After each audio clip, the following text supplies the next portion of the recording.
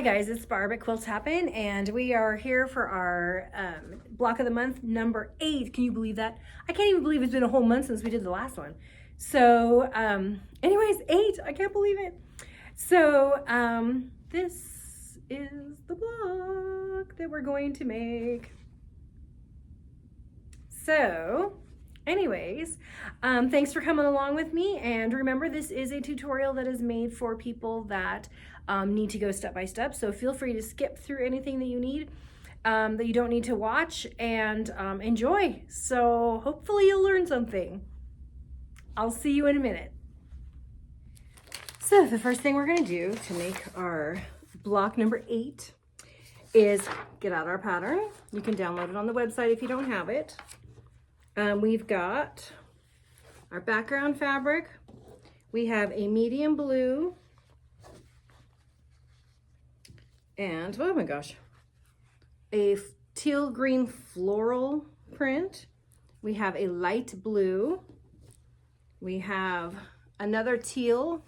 It's kind of dotted and marbled. And then we have a magenta floral print, which is so pretty. I love this one. And one more background square.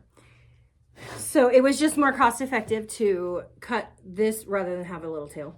So I cut these separate. These could literally be cut out of your scraps. You're going to end up cutting into 2-inch squares. So if you don't have the block of the month, but you just have some extra fabric, just cut these out of, just cut 4 2-inch squares. So, but we're going to trim this one for the video. Okay. So the first thing that we want to do, we're going to make a series of, this is a terrible, I don't know why my printer won't print green, but we're going to make a series of half square triangles because we need 1, 2, 3, 4, 5, 6, 7, 8, 9, 10, 11, 12 of them. So what we're going to do is first we need to cut our background fabric into 4-inch squares, and then we need to cut our magenta, our teal, and our medium blue into 4-inch squares. So they each get cut into 2 4-inch squares. And the background. So I'm going to set all this stuff aside so that I can concentrate on 4-inch squares. Because the other ones you're going to cut are 3.5, so you don't want to get them mixed up. Okay. All right, I'm going to change the camera so that you can see the cutting mat. Okay, so let's start with these. We're going to make 4-inch squares. Now, I'm going to tell you, I would normally stack all 3 of them because they are the same. However, one of mine, I used a scrap when I made my kit, so one of mine is a little bit smaller. So I'm not going to stack it with the rest just because I don't want it to be confusing. But I am going to cut that one also into 4-inch squares. But for everybody else's, I made them right, but then I didn't want to cut one more piece, so I used myself I gave myself a scrap, which is fine because it's mine. So, alrighty, where's my ones? Here's a one. Oh, my mouth's backwards. Oh, I hate that. Okay. I like it when my 1 and 1 is on the same side. I know it's upside down for you, but you can still see what I'm doing. So I'm going to layer these together, and I'm going to line them up on my edges. So these are cut pretty straight. I checked to make sure that the edges are straight. They are on this one, and it's actually 5 by 9. And I only need 2 4-inch squares. So I think first, you know what I'm going to do is I'm going to cut it. Well, I'm going to cut it sideways. I know you probably shouldn't do that, but I'm going to cut it on the 4-inch line. So I'm going to lay my ruler on the 4-inch line. And I'm going to cut sideways, which probably is not the proper way. Just make sure you cut down straight so that you don't end up turning your ruler, because that's always bad. Bad. If it slides a little bit, line it back up. Okay, and now I'm going to cut this one on the 4-inch line. I really should be using a smaller ruler. Sometimes it's a real pain when you dig out the big one. I even have the big rotary cutter. I don't know what's going on. And then at the 8, because 4 plus 4 is 8. Okay, so you probably have all 3. Going to separate them. And then I'm going to trim up my blue one really quick. It's actually 4 inches on the fold. I think I'm just gonna cut it on the fold. Benefits of using scraps. I'm actually checking on my ruler to make sure that it was 4 inches. So, and now I'm gonna check this way. Okay, so it was a 4.5, obviously. So I'm going to trim this one at 4. Takes a little bit longer, but you know, it's scraps. So you will not be doing it this way because you probably already have cut the medium blue when you cut the other ones.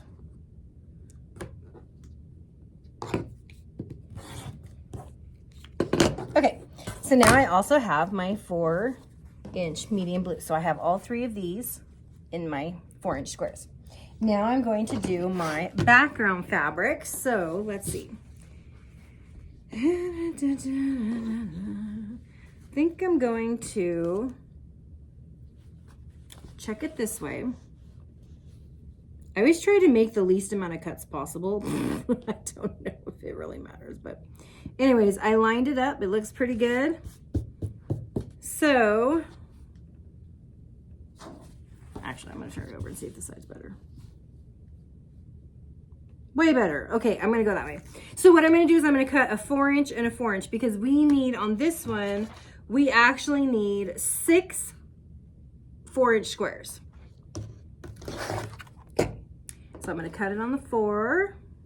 See, that's why I wanted a longer ruler. And I'm going to carefully lift it and slide it over and cut the 8. If you do find that your fabric stuck to your ruler, no biggie, just line it back up again or take the first one off and scoot it over, either way. Because then it'll get straight. Otherwise, you'll end up with a wonky cut. Now I'm going to turn it this way. I'm actually going to do both. You know what? I'm going to line them up. Just put them right on top of each other. Sometimes I put them on top of each other and sometimes I just stick them in front of each other on the mat. And either way works. Okay, here's the 4-inch. Oh, that didn't sound like a cut. We'll find out when I try to pick it up. 8 and 12. Ah, that one didn't cut all the way through. Of course not. That one did. I don't know why I'm sitting down today. I don't usually sit down and cut. That's probably the problem I'm having. Isn't it weird how you do something weird, like off your normal thing every once in a while? It's so, I don't know, random. Okay, so all I'm doing is lining it up on my ruler. Cutting off that little piece. Because it's just a little section that didn't cut. So I'm just lining it up and cutting it. Okay. Now I have all 6 of my background squares, so I'm adding them to my other pile. Now this extra one that you have, this little one, we're actually going to cut it down. The directions are later to cut it down, but if you want, you can go ahead and cut this down into 2-inch squares. It's not in the pattern that says subcut into 2-inch squares, which it should be, but it's not. So if you want to, go ahead. Now, but I'm going to follow the pattern since that's where it's written, just so that it's not confusing. So this one I'm setting aside for later. And let's see, now we have these 2 colors. They need to be cut into 2 3.5-inch squares. So again, I'm going to line them up. Now, if you are using, oh, I guess it doesn't matter because they're squares, but this one, for people that are in my local block of the month, remember this is one is not batik. So you have to pay attention to the right side, wrong side. All the rest of them are batiks, and it's beautiful because you don't really have a wrong side. Although there are some that have like extra little dots and stuff that look kind of funky on the back side of a batik. So I do check them, but it's not that often that happens. But I do check. All right, so this is a 3.5. So I'm going to cut it 3.5 here. And then I'm going to cut it again at 7. Okay, and now they're lined up on the 4, so I'm actually going to turn them around. And actually, you know what? I'll put this one on top like I told you I do sometimes. And I'm going to cut both of these at the 3.5. This mat is weird because it doesn't have a half mark. There, I was on the wrong line. Holy cow. So I was actually fortunate that I lined them up because I could see the dot in the middle. So that one worked out. Okay. Actually, you know what? I think I might have cut this one. 1, 2, 3, 4. It's slightly off. Slightly off. My other mat has, see, there's no numbers down here, so you have to count the little lines, which is kind of a pain. It's nice because it's small, but whatever. And it's green. I love green. I guess I'll work around my problems for a green mat. Okay, now I'm going to put these two with my extra background square and set them aside because we're going to use those later. And we are going to now take out these and these, and we are going to make half square triangles. So you can draw a line from corner to corner. Yes, I do have a pencil. And a smaller ruler. Yay. Win, win. Okay, so what we're going to do is we're going to draw a line on the back side of each of these squares, and then we're going to sew a 1/4 inch on the either side of the line once they're paired up with a color. So see, I've drawn my line from corner to corner, and then I'm going to pair them up after I get all the lines drawn. So if you have a fabric that is not batik, make sure you are drawing on the back side of your fabric. And if you're using a dark background, like some people are using this as a dark background, no biggie. Just, it doesn't matter which one you draw on the back side of. So if you want to draw actually on your colored ones because they're lighter and you can see them better, you can do that. If you have a dark fabric, you can also use a like a chalk pencil or a white pencil or a silver pencil. Or if you have a friction pen, you can draw on there with the white friction pen if you want to. Any of those will work.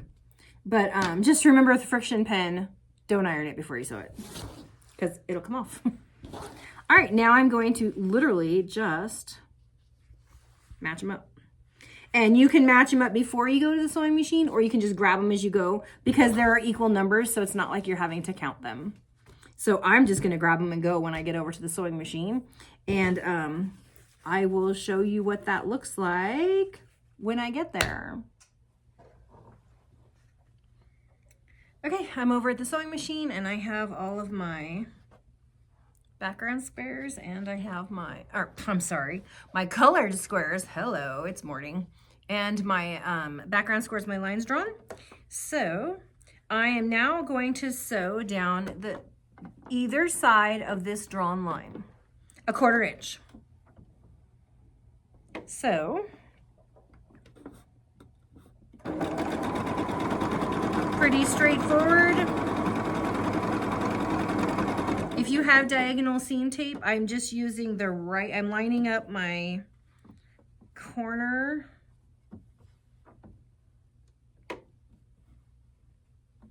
Let me do it right. Yeah, I'm lining up my point on the right side, the right gray line. And now I'm just chain piecing through the line of them.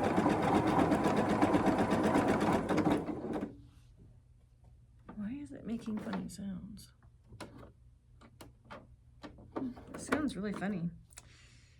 Okay, well. It's sewing, so I guess it's fine.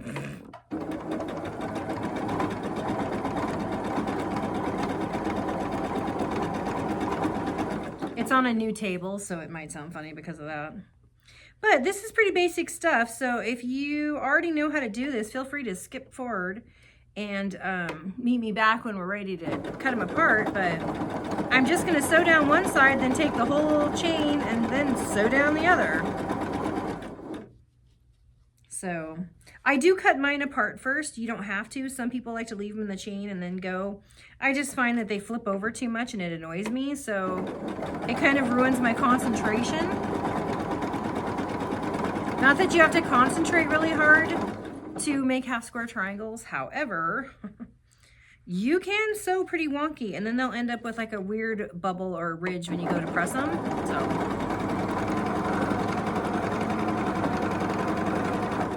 I do like to cut mine apart. It is a personal preference.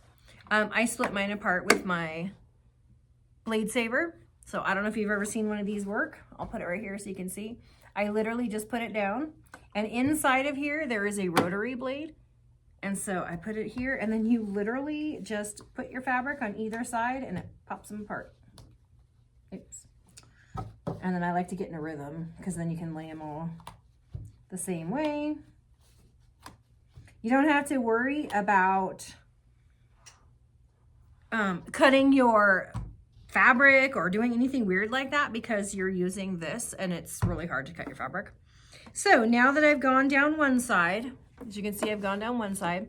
Now I'm going to go on the other side of the drawn line and I'm going to sew down that side. So, and I am actually still using, because I flipped mine all around, so I'm still using the right side of my diagonal seam tape.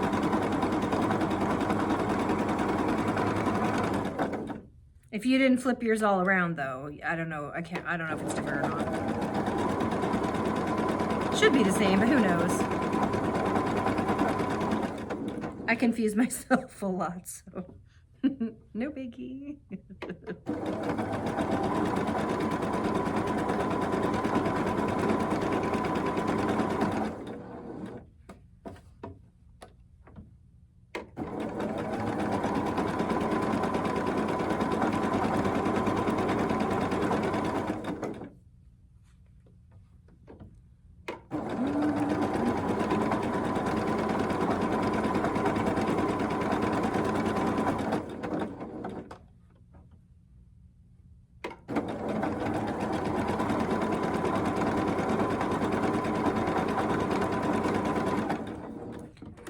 That was easy peasy.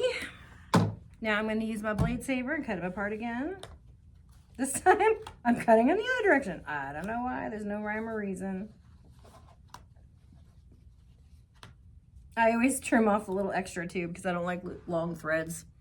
So now I have stitched on both sides of my drawn line. So you can see here on both sides of my drawn line. So I'm going to now go over to the cutting mat again, and we're going to cut these in half, and then we're going to square them up to 3.5 inches. So I will see you in a moment. Okay, so now we're back over at the cutting mat, and so I'm going to just cut these apart on the drawn line. You can use scissors if you prefer. I actually like my rotary blade. Now, you don't have to stick exactly on the drawn line. Just make sure you're in between. I just kind of aim for corner to corner and make sure that I'm evenly spaced. The thing you want to be careful is you don't want to cut really close to your sewn line because it'll make it, you know, it's like weaker or something. You know, you don't want it pulling apart right there. So, and you definitely don't want to be snipping or cutting your actual threads. I mean, that would be terrible. So, okay. Turn this so I can actually use my rotary cutter here. I am just cutting them apart. Didn't feel like that cut. It's a plastic table I'm using today, so, you know, they don't usually work as well because they feel like they've always got a bow in the middle. They say they won't do that, but they always do. No biggie. Okay, so cutting these apart. Now, I'm going to be opening these up, and I'm going to take them over to the iron, and I'm going to press them open. So, oops, close that.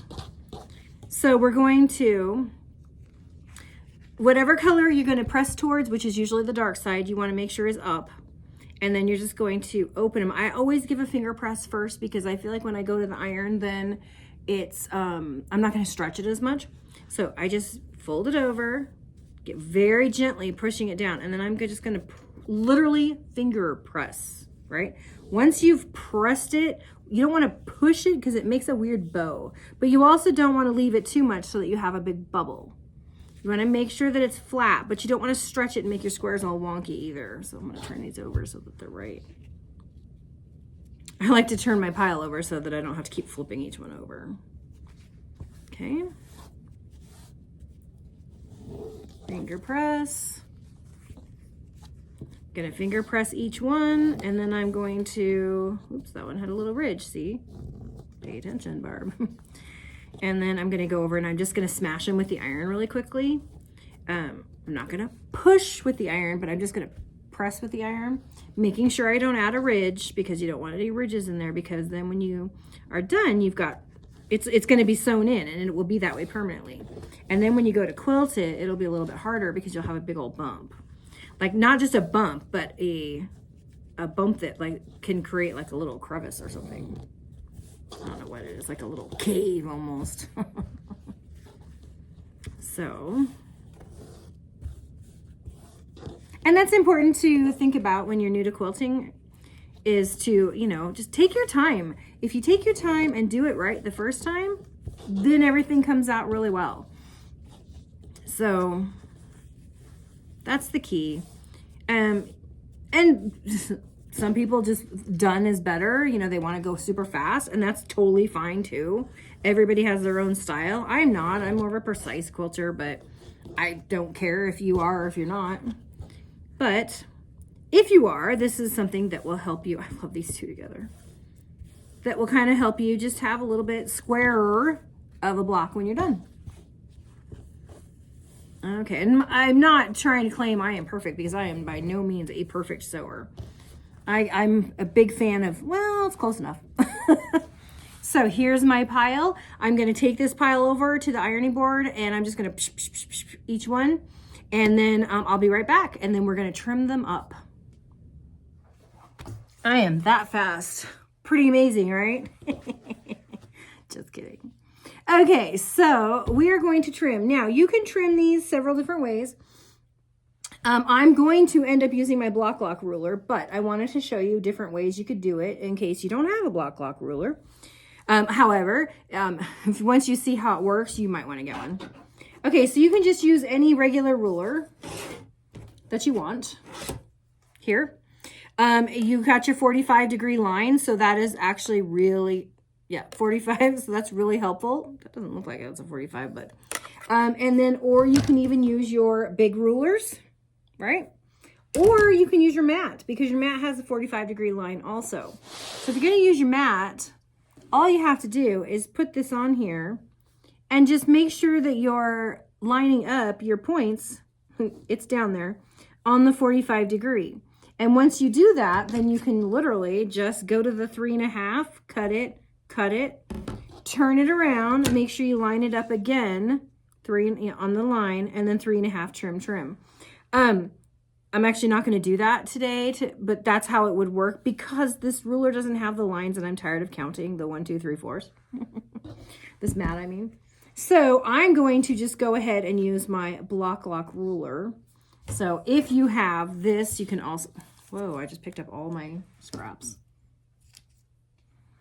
So you can also line this up on your 45-degree line, and then you can just make sure that you can go, well, it would help if you did it on the 1. Where's the 1? There it is. And then you can just go down to the 3.5 and the 3.5 like that. See, it's 3.5, 3.5, and then I can just cut this side and then trim off the dog ear. That I'll show you if you want. Okay, so I'm on the line. I'm going to trim. I always pull backwards on the top because I hate starting my cutting right on the corner. I feel like I always jam it. Then I get nicks in my blade and I ruin the edges of my ruler. So now this is already on 3.5, so it's good. All I have to do now is cut off the dog ear. So that's one way you can do it with a regular ruler. A block lock.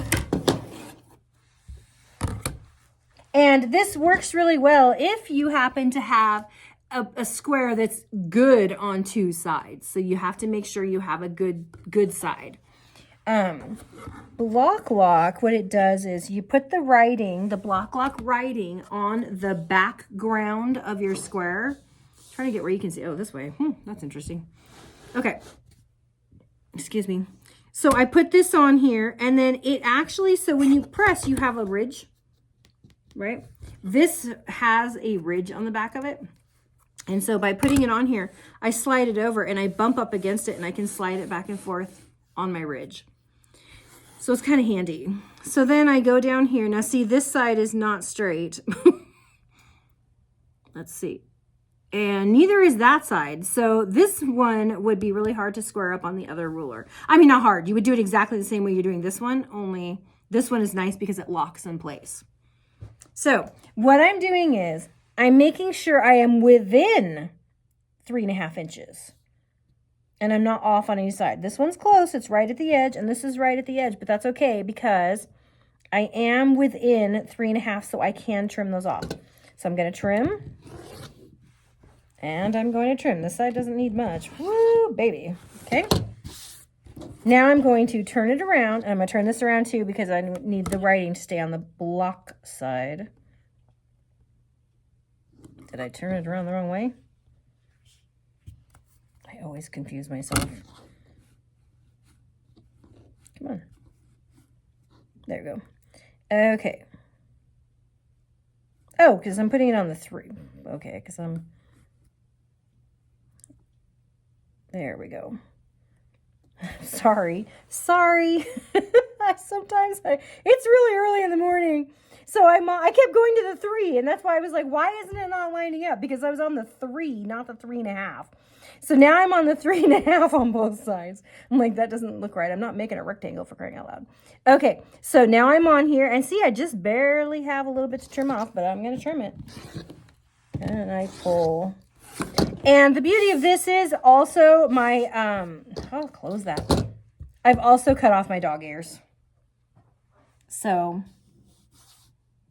my dog ears are also gone. So I actually killed 2 birds with 1 stone. So I'm going to do that again. Hopefully a little smoother this time. Right? Okay. So block lock on background. I must have ironed really well. Okay, so I am going to use the 3.5 because they line up really well.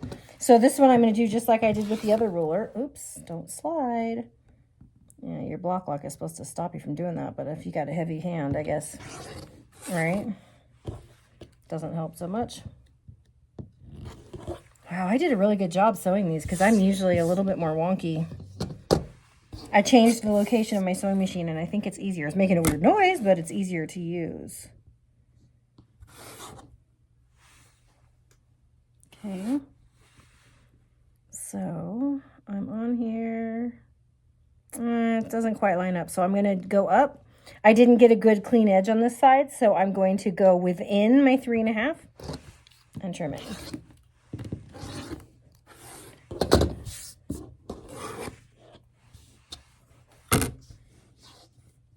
Okay, now I'm on here. I want to make sure you can see. Okay, now I have a clean edge for my 3.5. 3.5, not 3. And I'm done. Okay, so I'm just going to go ahead and quickly finish these up. You can watch if you want, but really you don't have to. I mean, it's pretty straightforward.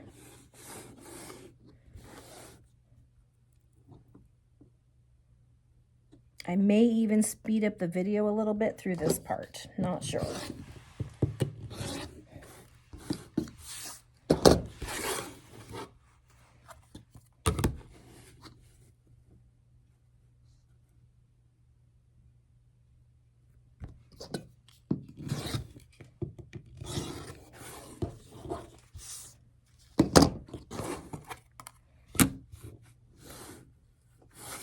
I always turn it the wrong way. Ugh. Boy, I spoke too soon about having done my blocks really well.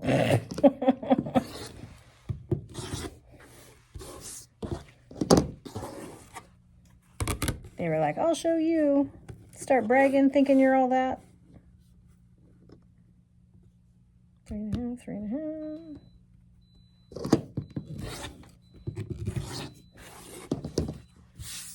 Oops, wrong pile.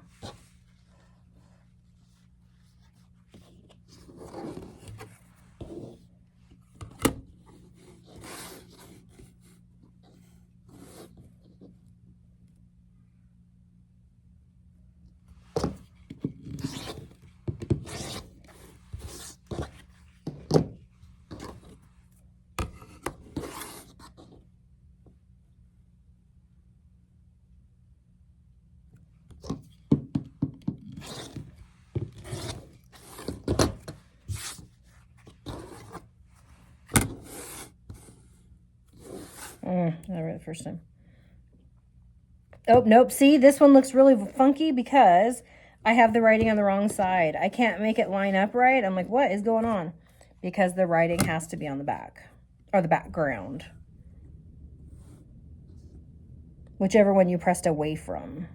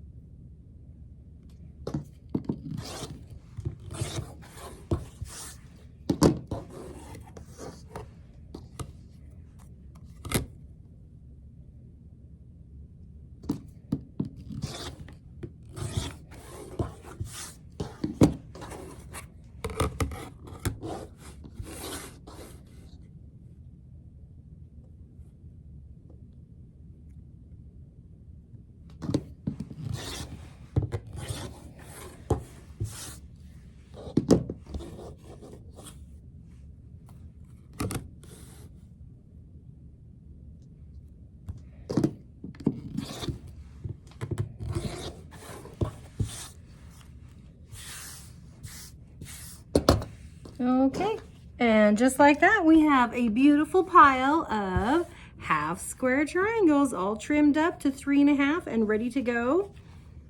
I think they always look so pretty when they're trimmed up. They look so nice.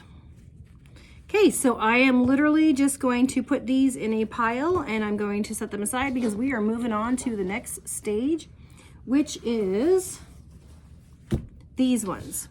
So we're going to be doing these ones similarly, but slightly different. So, one of these days I'll get this camera angle figured out, right? I'm going to clean up my mess really quick and then we're going to start working on these. So give me 1 sec. Okay, so what we're going to do now is we're going to make these center units in our pattern. And so, all we're gonna do is put a little snowball on each of these corners. That's it, that's all we're gonna do. So, but to do that, remember I said in the directions this wasn't on the cutting these down into 2-inch. So I'm gonna take my last 4-inch background square and I'm gonna cut it down into 2 inches.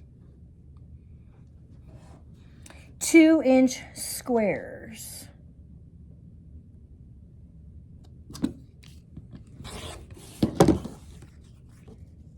Kind of hard to see through that ruler. Mine's a little tiny bit off, but it's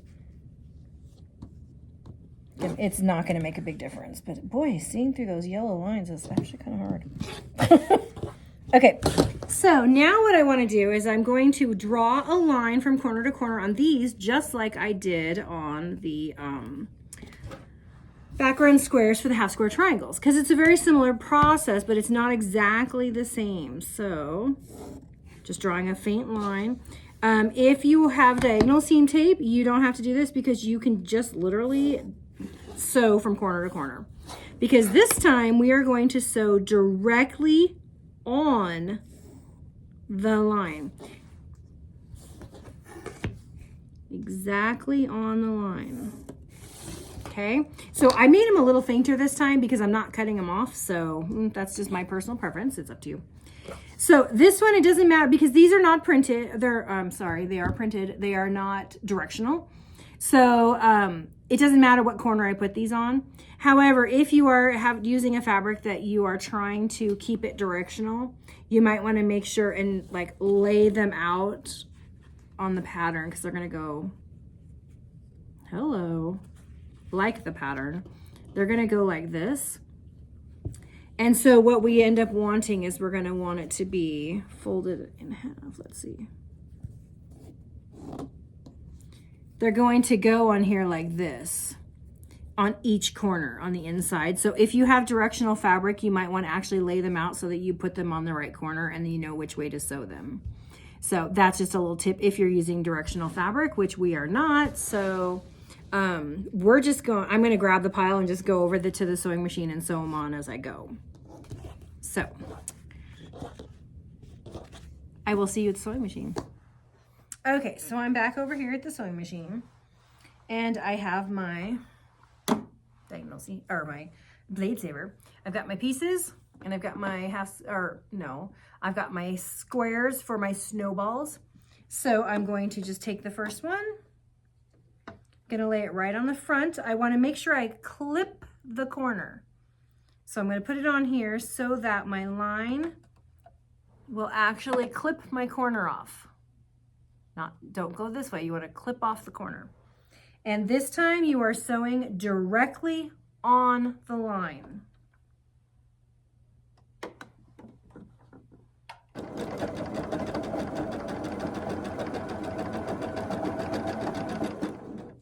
Directly on the line. So, oops, see, I almost had that one turned the wrong way. Clip your corner.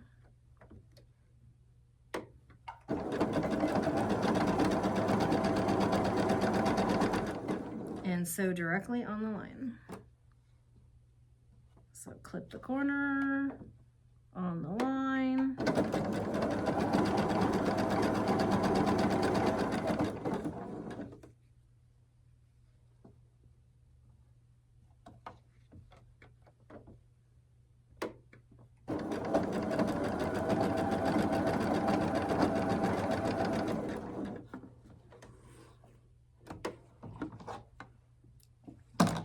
Once again, I'm going to use my blade saver to take these apart. That was super easy sewing, right? Because they're done. So we're going to go over to the mat and we're going to clip off, we're going to trim off the back part. So this part here, we want to keep on here and we're going to clip off the corner. Then we'll flip this back and have a corner. So we'll do that over at the cutting mat. Okay, so I'm going to use my rotary cutter, but you also could just use a pair of scissors if you want, but just a 1/4 inch-ish, is that a word? From the sewn line. Okay, and then when we flip this back, we will now have the same size of square. We just got a little corner on it now. So I'm going to cut these off.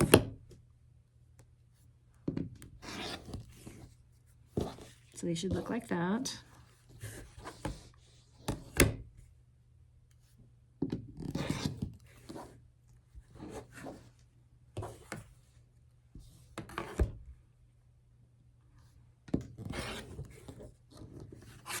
Okay, So once again, I'm going to give it a little bit of a finger press. It doesn't have to be anything drastic. Just try not to stretch it out of place. Okay, and then I'm going to go over to the iron again, and I'm just going to give it a little splat, and then we will be ready to assemble our block. I can't wait to see this one. I haven't actually seen it done yet, so this is my first time seeing it done, so I hope it turns out as pretty as I think it will. Anyways, I'll be right back. Okay, we are ready to assemble the block. So I'm going to lay out the block according to the pattern. I'm going to use my picture. I know it's, hopefully your printer will print better, but for some reason my printer won't print green. I don't know why. It's not low on ink. We've checked it. I don't know what's going on, but I know what goes where. I'm going to use my design board. If you don't have one, I highly recommend that you get one because I can carry all my block around with me. So I know that my corners start in, so I'm just going to start with my magenta because that is my corner. This is a Lori Holt design board. They're so handy. Originally I was thinking, oh, I'll just make one. And yeah, I could make one, but you know what? It's just so much easier. It's already done. Okay, so I'm going to put my blues this way. Just follow the picture. Like that. Oh my gosh, that shouldn't have been that confusing. Okay, so like that. Did I mention it was really early in the morning? Just kidding. Okay, and then this one is gonna go like that. I'm literally just following the picture. Every time I start getting oriented wrong.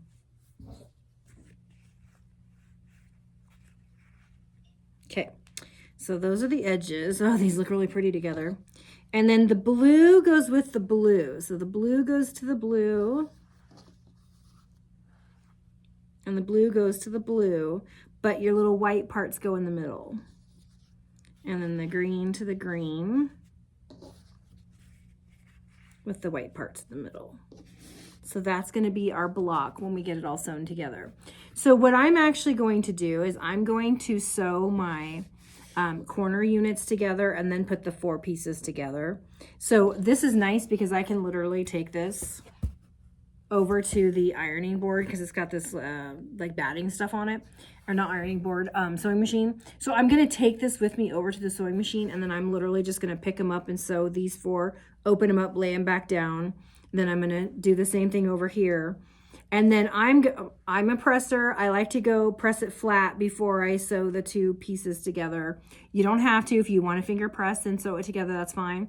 I like very, very, very flat blocks. So I'm going to put them, press them, then sew these 2 rows together, press it. Then I'm going to sew the 4 corner units together and press it. So you do you, but that's what I'm going to do. So I'll see you over at the sewing machine in just a minute.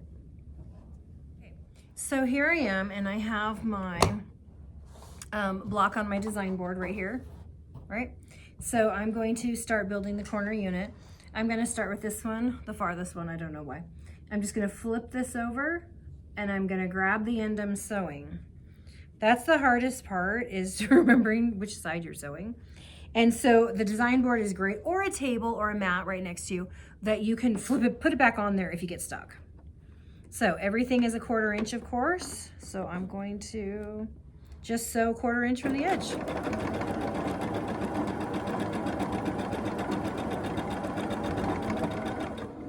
Now I'm grabbing the piece directly below it because they go together, and I'm going to sew on this edge. Just line it up so it's lined up straight. Okay.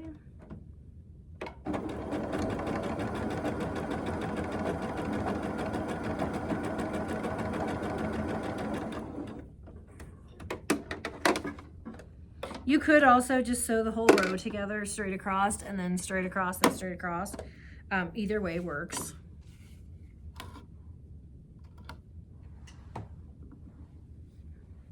And just remember, when you lay it back out, your magenta is always in the corner. and your little snowball is always in the middle. So I'm gonna leave that one like that until I can. Okay, let's see. Way better, way better. So I'll take that. All right, so I'm gonna put it in the middle. And now what I wanna do is I'm going to be sewing this block to this block and then this block to this block. So I wanna make sure that my 2 lines of stitching that I just made are going in opposite directions. So this one I will push down towards the middle. Okay, so you want your backs, you want to be pressing towards this side so that your little flap is going that way. And then the little flap underneath here, I want it to go back. So give it a little finger press, I like to finger press because then I just pick it up with the iron and then put it back. So this one doesn't matter on these because they're not actually crossing those ones, but you want them to line up with each other. So you want them to go opposite. So it doesn't matter which way as long as they are opposite of each other. Okay. I think these are still, yep, that's still good. And, see, that's where I made the problem. I did this one wrong. I should have flipped that one over. So when I sew this one, I'm gonna have to flip over this little seam right here, but whatever, who cares? Nobody looks inside your quilt and sees what it looks like. So I'm gonna go press those really quick and we'll put the block together. Okay, now I'm gonna take this one, flip it over. I'm going to do the same thing that I did before where I nest my seams because they're going in opposite directions. So you want no gap if you can avoid a gap.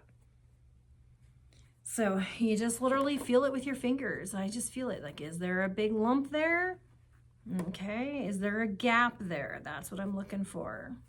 When you feel like you've got that, then I put my pin or clip for now, but pin if it's big.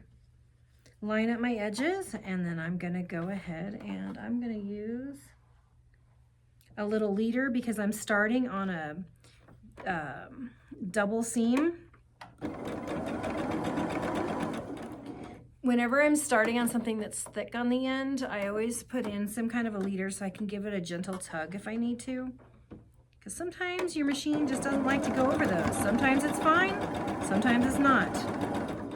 And you know, it's gonna not be when you don't have anything to tug on. Murphy's Law, right? And I just realized as I was doing that, we should have probably taken the time to try to line up the white points. Oh, I got lucky. So these points right here, you should, oops, sorry. Let's see, where these two come together right there. We should probably take the time to line that one up too, but look at that. That turned out pretty darn good. I'll take that. Okay. Now I'm gonna do the same thing. Pull this one over. I'm gonna nest my seams. That's what I'm doing every time is I'm nesting my seams.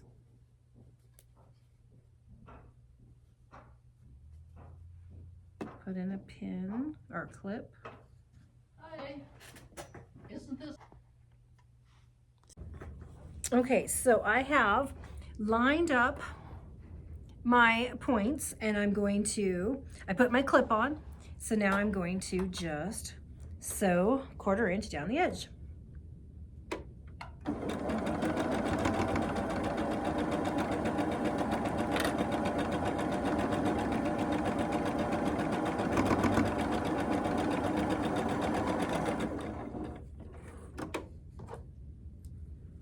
Always a moment of truth. It's like you hold your breath waiting to find out if you got it lined up right. So silly, but funny. Okay, looks pretty good. So these points are lined up really well, and actually that one came out pretty good too. Great. So now, dry skin. I'm going to sew the top and the bottom together. So first I want to make sure that one flap is going that way. So I'm going to press it over that way. And then this one I want to go opposite. So it's going to come back this way. Okay. I'm gonna go give it a quick little flatten on my iron and then I'll be right back. All right, so now they are pressed in opposite directions. So I'm going to flip this one over And I'm going to find my middle and line it up. I was way off. So because my flaps are going opposite directions, I'm going to make sure that I have them lined up so there's no gap. And I always like to make sure the edges are kind of straight before I start clipping. So I'm going to put a clip right there in the middle. But I also want to make sure that these little points here, the whites, are kind of lined up. They are not nested because they are facing the same direction, but you can look at it and make sure it's lined up. If you can hold on to your clips. And as long as they're lined up-ish, I just don't want them to be really far off. These other ones, you can line them up, the blues and the greens also, but it's not quite as big a deal because they're almost the same color. But I'm gonna try to line those up as well. Put a clip on it.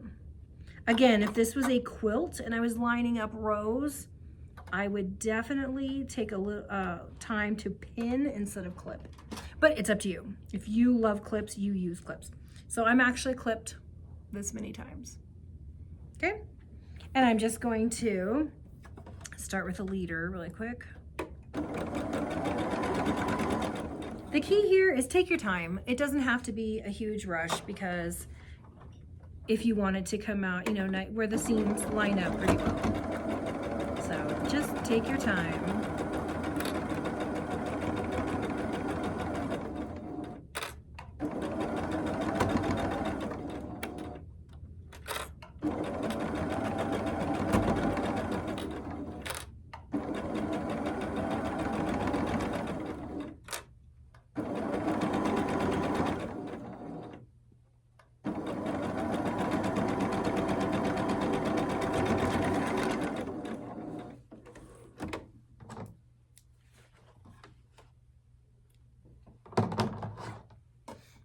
All right, here we go. How did we do? Not too shabby. I will take that. Okay, so now this is the last part. So you can just fold it over and give it a nice press if you want to, or you can open your seams however you feel like you would like to do this. Hello. I like to press my seams open for my final seams, so I'm gonna go do that on my iron, and I will be back in just a minute. And here she is. This is our final block. I don't know which way I like it better, but anyways, this is the final block. It's all done. So I hope you enjoyed today's tutorial and you like the block. I bet it would look great with all kinds of colors. A purple and a lavender would be really pretty. Anyways, it's kind of a fun little block. So I hope you liked it, and I will see you again next time. Bye, have a good day.